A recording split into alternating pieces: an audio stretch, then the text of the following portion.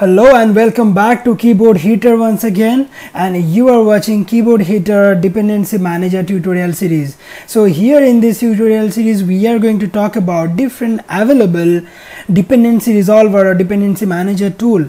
Like for example, we have with us npm, which is node package manager, which most of us familiar about. Then we have bower, which is again a super awesome tool to resolve front-end module or front-end packages dependencies. Like for example, Angular, jQuery, React.js, then we have Knockout.js on all this thing. And then we have newly released super awesome cool dependency manager tool, which is Yarn. And Yarn is very fast and it has got awesome caching capability and it is safe as well. So during this video tutorial series we will be talking about all these components in details. We will see how they are different from each other and all this thing. And so in today's video we are going to talk about npm, which is node package manager. So npm has been developed to download or to resolve the dependencies for the node modules, but we also use npm to download and resolve the dependencies for the front-end packages like jQuery, then Angular and all this thing. But as because bower is separately there for front-end package dependency resolver, so that is why nowadays people do use this npm and bower together. They use npm to install development related packages, for example grunt, gulp and all this thing, to automate many tasks, any packages which help to make the development process faster. And they use bower to resolve the front-end development or front-end packages, for example jQuery, AngularJS, React.js, Knockout.js, which will be required to run the application. Okay, so this development process related module, these are just for the development purposes. These will not be required to run the application, but the front-end packages like Angular, jQuery, all these things will be required to run the application. So that is why people do use this npm and bower together. So you will not get executable for npm separately. Npm comes with node.js, so you need to go to nodejs.org and you need to download node.js in your machine and you need to install it. So during that installation process only you can install npm. Okay, so once you are done with this, so let's go to a local folder, which is a test I have created. So here I will open command prompt from here in this directory, which is work test, and we will see node space -v. So it will tell us the node version which is installed there in my machine.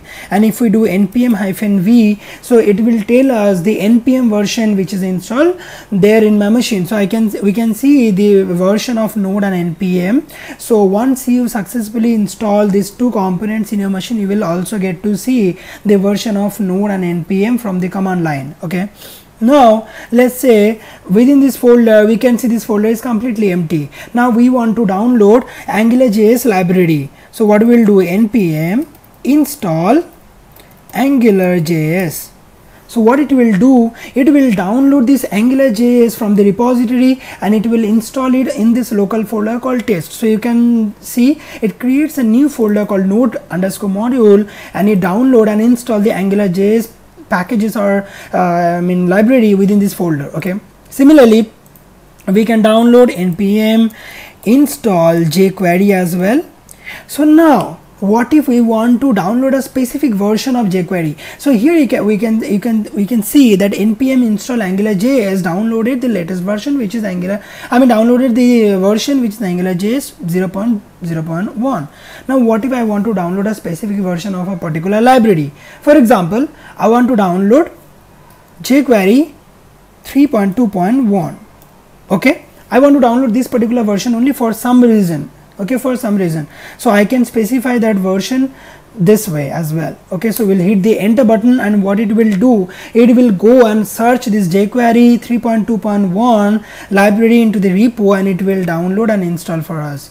So now you can see the jQuery library got installed. Okay, so you can do actually npm space ls, so it will give you the list of packages has been installed within your folder. You can see AngularJS 0.0.1 and jQuery 3.2.1, which I have mentioned previously. Now, so we saw that how we can install a package from the web, from the repository, and we also seen that how we can download a specific version and how we can see the what are the packages has been installed already.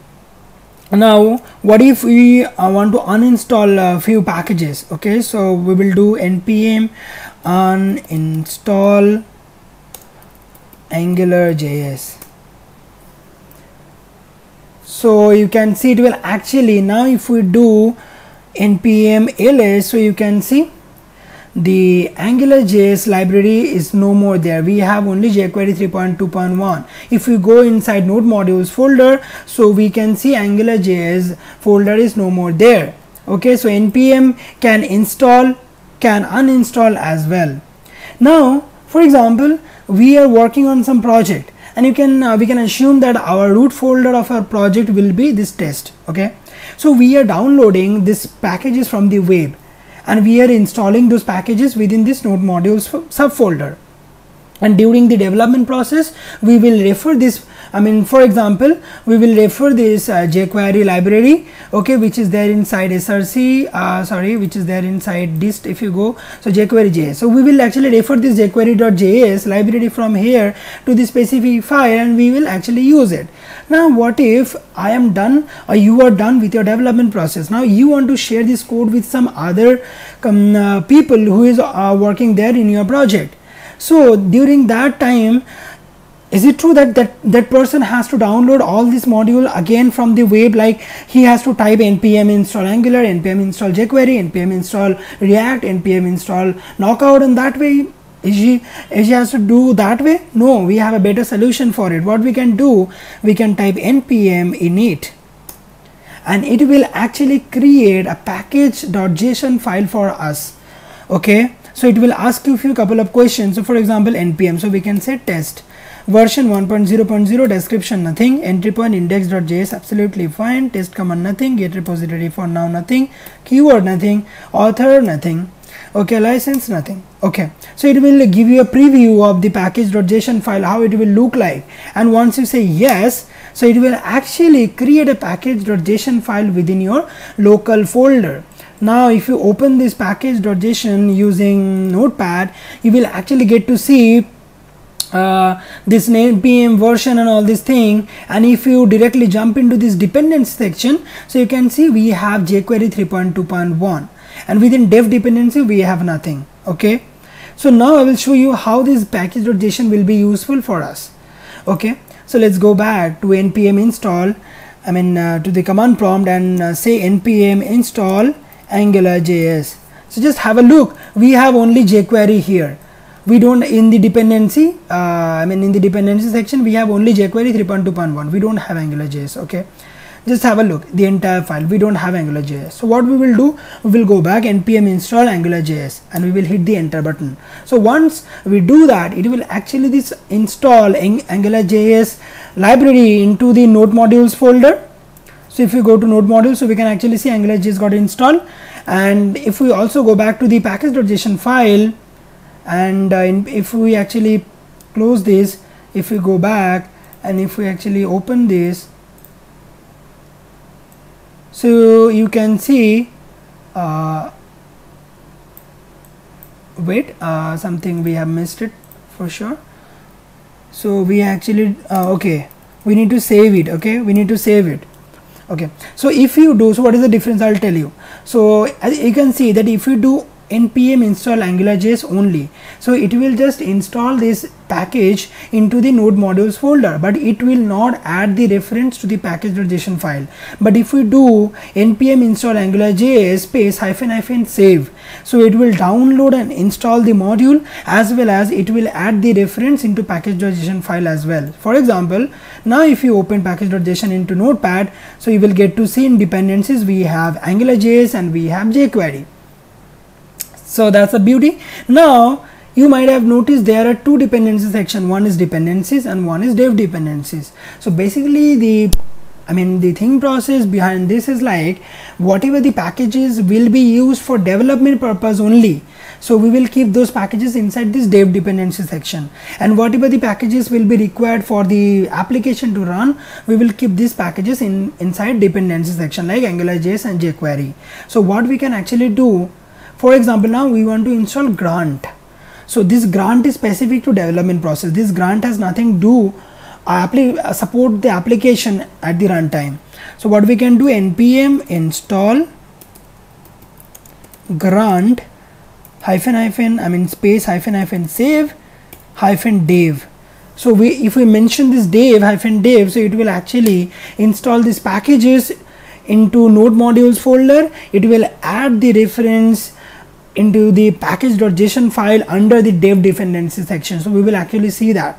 Let npm install the Grant dependency or Grant module, and we will go back to package.json file, and we will actually see that where it has added the reference inside dependencies or inside dev dependencies. So it should add the reference into the dev dependency section. So we will actually see that. So as Grant is successfully been installed, so if you go to node module, so we can see there are n numbers of Grant related packages is being downloaded inside node modules. So like Grant has dependency into some other modules. So what npm actually does, npm install the packages which you mentioned there in command line, as well as now these packages might have reference to other packages as well. For example, you are installing AngularJS, so AngularJS might be dependent on jQuery library, for example jQuery library, so it will download AngularJS and jQuery library both. Similarly, we have mentioned Grant. So now Grant has many supportive dependencies. So you can see the npm is downloading all of them, and npm basically follow a tree dependency folder, or tree dependency structure. Okay, so if you can actually see here, so inside Grants we have coffee script, we have date format. Inside date format we have this get stdin and camel case and all this thing. So you can see it's actually a tree structure dependency. So npm basically follow tree dependency, whereas Bower follow flat dependency. So we will talk about that in later videos. So for now, let's go back to package.json file, open it with notepad, and we will actually get to see that inside dependency we have AngularJS and jQuery, and inside dev dependency we have Grant 1.0.1. Okay, so that is how npm segregate between dependency and dev dependency. So now so far we have seen like how we can download the modules packages using npm, and how we can keep the references inside package.json file. Now we will actually see that why this package.json file is at all required. So now, for example, you are done with your development process, your development part you are done with. Now there might be some source control or repository where you are going to check in your changes or your code. So this is absolutely bad practice to check in this folder node modules, because this node modules folder is going to be heavy. For example, it can go 300 MB, 400 MB, whatever, according to your need. Okay, so it is absolutely bad practice to check in or push this node_modules folder into the repository. So for that, what we will do, we will actually download delete this node modules folder. Okay, and we will push only this package.json file into the repository. So what the other developer can do, they can actually download when they will download the entire code base from the repository, for example TFS or Git or whatever it is, and they will actually get this package.json file along with that. So what they can actually do, for example, let's close this command line, go back again and type cmd. So now we have only package.json, we don't have the node modules folder. So what we can do, npm install. So it will actually read the package.json file. It will see the what are the dependencies are there inside package.json file.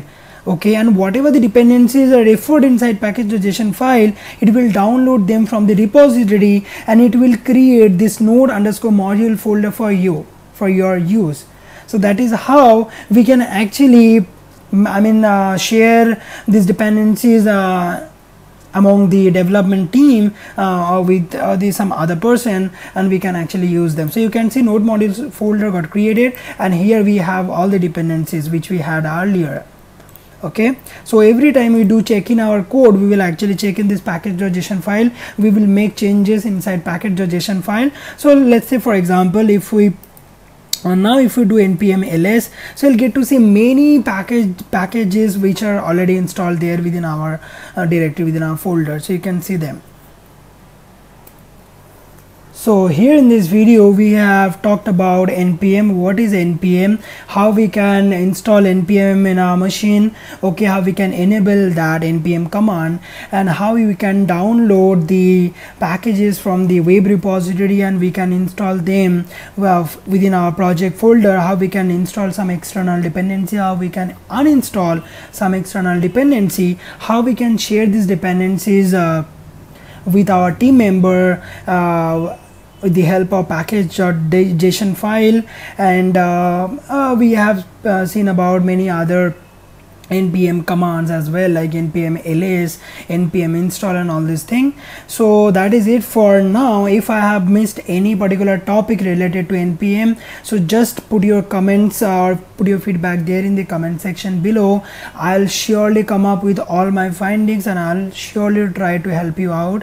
If you have any concern, if you are facing any issues with npm. And in the next video we'll be talking about the bower, what is the use of bower, how we can use bower within our application, okay. And then in the latest video we'll talk about yarn. We will see what are the differences between npm and bower and npm and yarn. If you want to keep in touch with all this series or all these videos that I'm going to make, so please subscribe Keyboard Hitter for the upcoming videos, and please leave a thumbs up below if you actually like this video. If you find this video helpful, your support is all I need. So please do subscribe and leave a thumbs up, and please keep watching. So next time I'll come up with another solution, with another video tutorial. So till then, stay tuned, have a good day. Thank you very much for watching this video.